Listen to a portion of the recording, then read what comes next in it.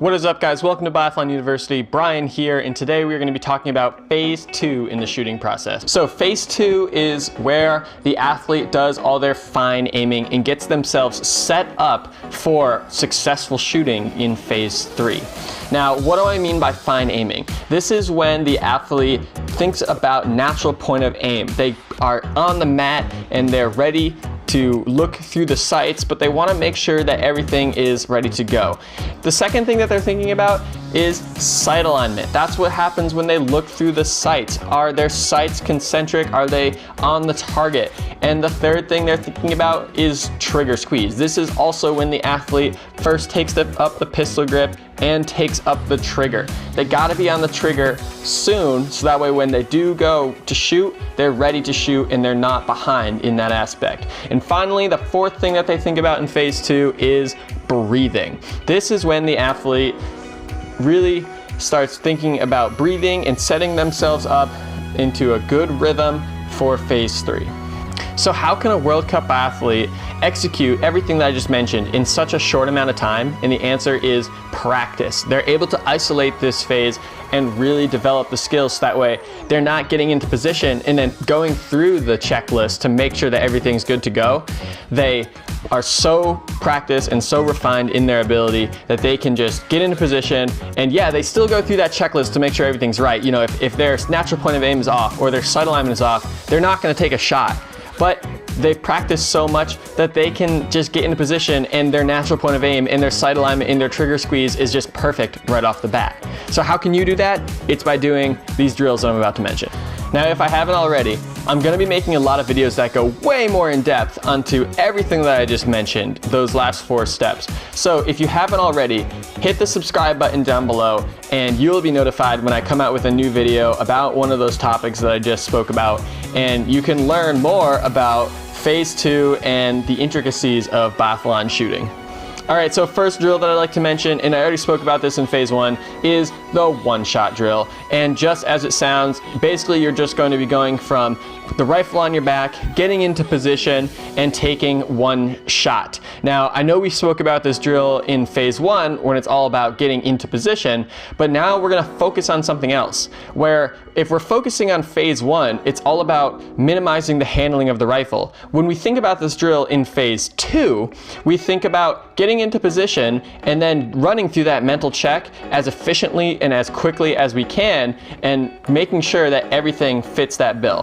For example, if you keep getting into position and you realize that you're always low on the target, you're always just getting in position, breathing, and your natural point of aim is always just below the target, then maybe start setting up with your hips a little further back and a little bit further back on that front elbow. So there's different ways that you can focus mind when doing this drill to get different results. Drill number 2 that can really enforce good phase 2 is actually just getting into position, closing your eyes, breathing a few times, opening your eyes, and seeing where you are. If you have poor setup with your rifle and you're never on the target, then you gotta adjust something on your rifle, because a biathlon rifle is a finely tuned machine and it should be set specifically for you and your body type. You should just be able to put it into your shoulder, hook into the cuff, and you should just be able to sit right on the target. If you realize that every time you get into position, either your natural point of aim is off, or you can never get good sight alignment right away, or the trigger is just uncomfortable and you can never find that 90%, then you really got to get a keen eye to look at your setup and make sure the rifle is set up for you. And by doing this drill, where you just get in position, close your eyes, breathe a few times, open your eyes, that is how you can tell if you have good rifle setup. Drill number 3.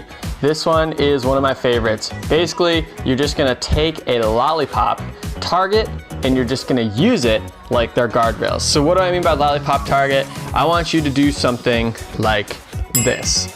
And basically, As you can see, it's just a target with a line underneath, and use that line basically as the guardrails on a bowling lane. Use that line to guide you from 6 o'clock on to the target. Now, this drill is really cool because there's a lot of athletes who are like, yeah, I'm breathing, I'm coming up straight from 6 o'clock, but once you give them that target with that line on it, they realize that, oh, maybe they're coming up from the side, or maybe they're coming up straight, but then they have to move over to the target. Or what you see sometimes is an athlete will come up from the bottom, but then they'll shake back and forth, and none of which is what we want. So using this target is not only a good thing to help guide you and help you establish that muscle memory of just coming straight up from 6 o'clock, but it's also a good indicator to test whether or not you actually are coming up from 6 o'clock. I like to give my athletes a couple of these targets and basically just tell them the entire day you're just going to be shooting on targets like these, and then towards the end of practice we'll switch back over to a regular target. I've also seen coaches who will take some black tape and just put it right on the metal, right underneath the target, so that way you can shoot metal but still have that guardrail. This is a good drill to really make sure that you have good setup in your phase 2. All right, drill number 4 that I like, and this goes back to the trigger. But basically what you're gonna be doing is I want you to get into position, find a target, and I want you to squeeze that trigger as hard as you can, but don't let the shot break. Challenge yourself to see how hard you can pull the trigger without the shot breaking.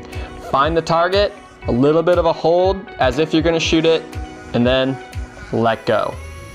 Then take a few breaths, take up that trigger again, find that target, take the shot. Basically what this drill does is it really challenges you to find that 90% on the trigger. Now we talk about in our trigger video that 90% on the trigger is really important because you don't want to miss the target, especially in standing. If you're only 50% on the trigger in standing and you go to approach the target, you're basically going to be shooting on a drive-by and you're going to miss it because you're going to be late. But if you're right there at that 90%, you find the target, take that shot and have good follow through, and you're gonna hit the target and you're not gonna be jerking the trigger or moving the rifle around or anything like that. So this is one of my favorite drills, is just challenge yourself. And you do this, I encourage you to start this in dry fire. Do it at home in the basement or wherever you are when you dry fire. Dry fire with it a little bit, and then once you feel like you're getting comfortable, then move to the range where the stakes are a little bit higher, where if you accidentally pull that trigger, the shot's gonna go off. Now, as a coach, I think it's okay if the shot accidentally goes off. That tells me that you're challenging yourself to do it better. You're challenging yourself to find that 90%. But the only way that you're gonna challenge yourself to find that 90% is to really squeeze that trigger. And a lot of times we'll see athletes who will do this drill and they won't have a single mistake. They'll do it perfectly, breathe a few times, pull, and they'll hit the target. And they come back to me and they're like, Coach, I did it. I hit all the targets. I'm so good, and not a single mistake. And I'm like, well, then you really didn't execute the drill properly, because the point of the drill is to find that breaking point. Play around with your trigger until you become so comfortable with that breaking point. And especially for a new athlete, if they can do it without any mistakes, then they're not challenging themselves enough. They're not pushing themselves enough to that edge. All right, guys, well, I hope you enjoyed this video. And like I said, if there's something that I spoke about here that you want more insight on, check the description down below and I'll leave links to all the videos I've made about the different things I talked about here. And if there's something that I talked about here that really needs more insight, then I probably haven't made a video on it yet. And the only reason is because there's just so much to make videos on. There's so much in this sport that requires a video, and I can only make so many videos so fast. So go ahead and hit the subscribe button and you'll be notified every time a new video comes out. And if you enjoyed biathlon content like this, whether you're looking for more coaching and more technique advice, hit the subscribe button, or maybe you're just a biathlon fan, you just want to learn some more, hit the subscribe button. Either way, I'm going to be trying to get more biathlon content out for you, because let's face it, biathlon's an awesome sport. There's not enough content for it on YouTube, and hopefully we can get some more content out for you guys. But until next time, see ya.